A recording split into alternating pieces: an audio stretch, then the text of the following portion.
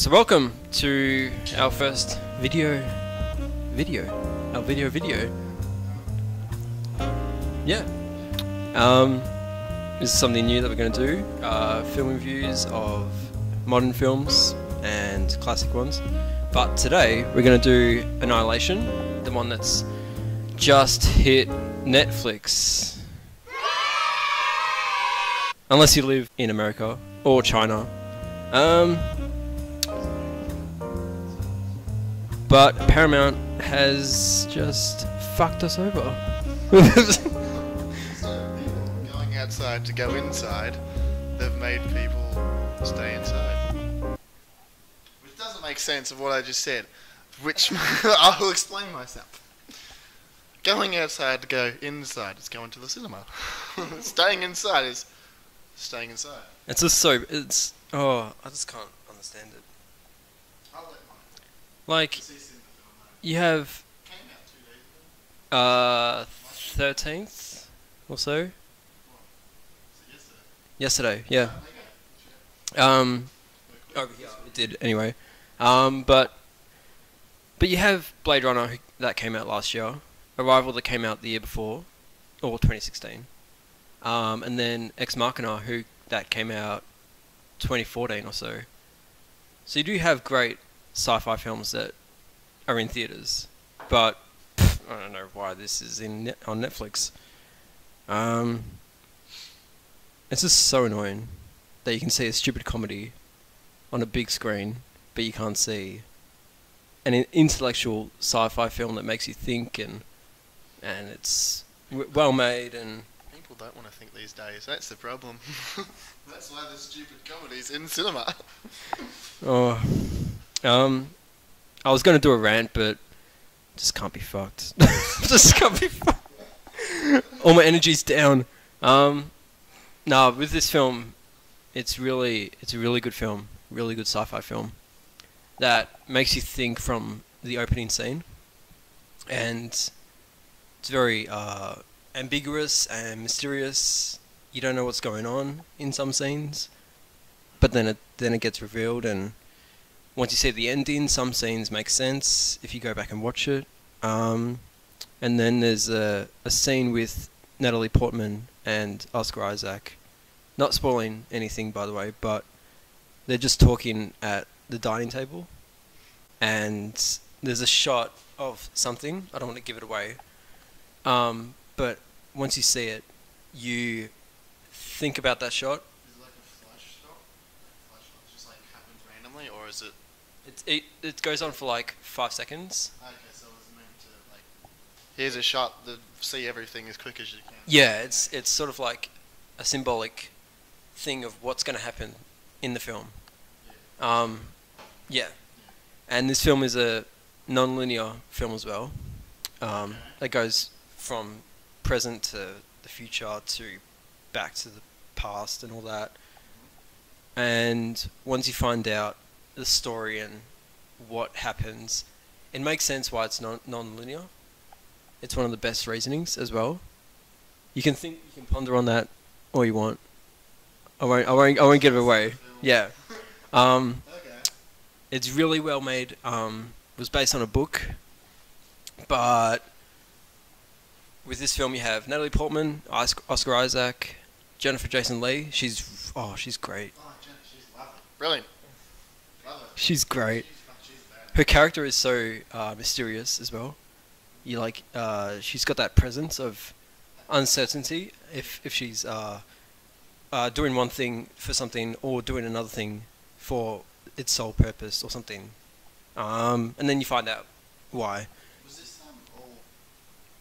all animated, or was it just the one character that's animated? No, this is all live action. All live action. All live action. There's some practical stuff and then there's some CGI stuff. And the CGI is really good. It looks a bit off, but that corresponds to the story and why. And what? One scene, and that means symbolism. But so the place that they go into, so Natalie Portman and 4 other scientists go into this little dome thing that came to Earth, and they're trying to figure out why it's here, what's its purpose, is it hostile, is it friendly, anything about that. And then once they go in there, you realise why things are the way they are.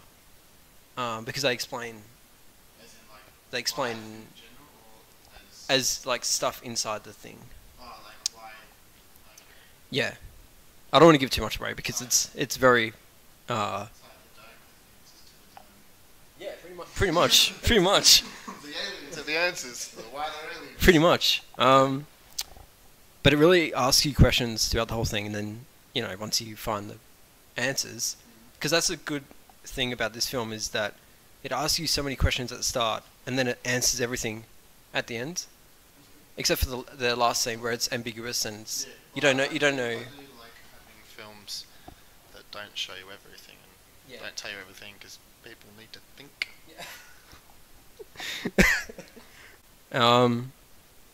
Yeah, really good film. I really enjoyed it. It just sucks that I had to watch it on a 65-inch screen with That's pretty fucking big, 65-inch. That's decent. I thought you watched it on your computer. no, but I can watch it on my iPhone. Oh, jeez, that's great. Oh, beautiful. It's so weird though. Yeah, we were having this conversation last night, preparing for our little video, and we're wondering like why a film that has no like producing credit by Netflix, no background help by Netflix, but this film was put on Netflix, and why films like Bright, completely made by Netflix, are just on Netflix and all that. And I think it's because like the demographic of people going to the cinemas nowadays is middle-aged women, and they're gonna watch dumb comedies like Michael said. They're not gonna watch sci-fi films, never. Like, unless they unless they know film or something. But if they just want to get out for a couple of hours, they're just gonna fucking watch some stupid comedy. It's just how it works. But also, it's interesting to know that with Netflix, with the movie Bright, they can keep, because it's their film, they can keep that on their site for as long as they fucking want, as long until they get their money back and then some, because it's their film.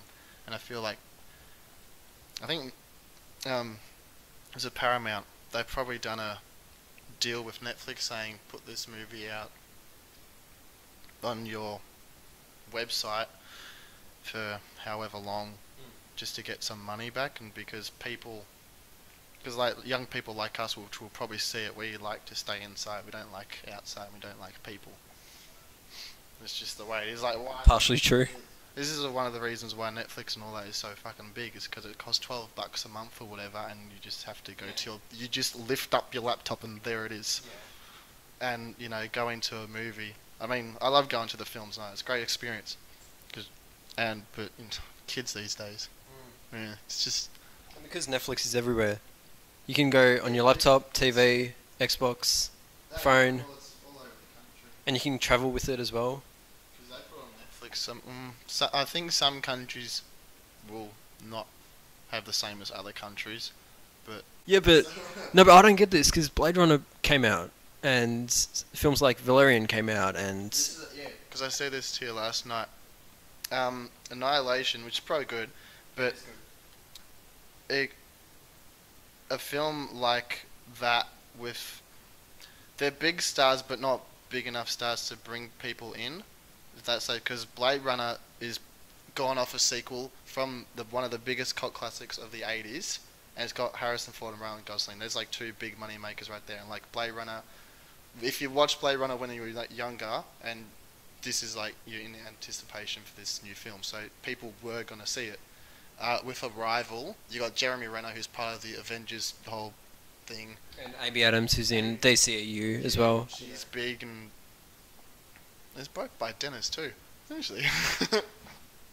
So it's got money behind it. It's got star power behind it. Ex Machina, sorry. Yeah.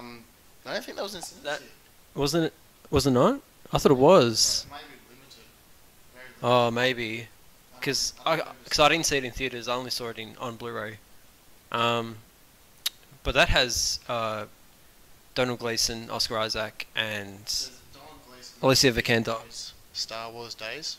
Yeah. And he was like coming rising actor. Oscar Isaac is a great actor, but he's not. I mean, he's in Star Wars as well, but that was before Star Wars. Yeah. And he's done stuff before that. He's done heaps of stuff, and he's a great actor, but he doesn't. I don't think he's sort of like reached that A-listing. I feel like he's probably going to be one of those actors that are just like borderline A-list. Yeah, like they'll never actually reach it, but like people who know him and like enjoy his work are like, yeah, he's awesome. Like Harvey Keitel or someone, you know. Harvey Keitel, Robert Duvall and all that, James Caan, you know, they're great actors and do great work, but they've never like completely reached that A-listing, like Hollywood status. It's just weird that I don't get why they couldn't just release it in theaters and on Netflix, because then you could have people who want to go and see it in theaters go and see it for themselves, but if you don't want to see it in theaters, you can just do it on Netflix. I feel like every film should be like that. And it's weird too, because nowadays, well, since Netflix days anyway, recently, you've noticed that films that were in the cinemas a couple of months ago are now on Netflix. Yeah. Like even if it was just like half a year ago or something that popped up on Netflix. So I guess they could have just like put it in cinemas and just waited. Yeah. And like as soon as they got like a DVD, Blu-ray release, just chuck it on Netflix as well. So it's interesting. It's a different. It's I just don't hope it's a recurring thing with good films. You know, good films releasing and just being in theaters for America. Yeah.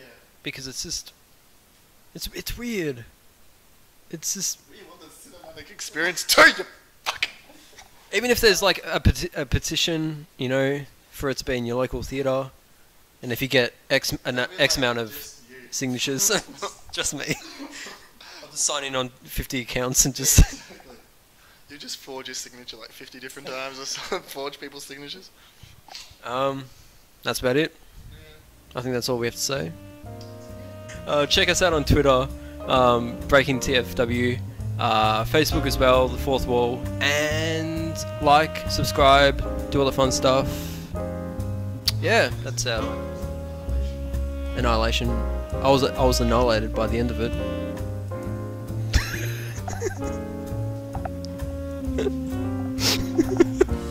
That's it.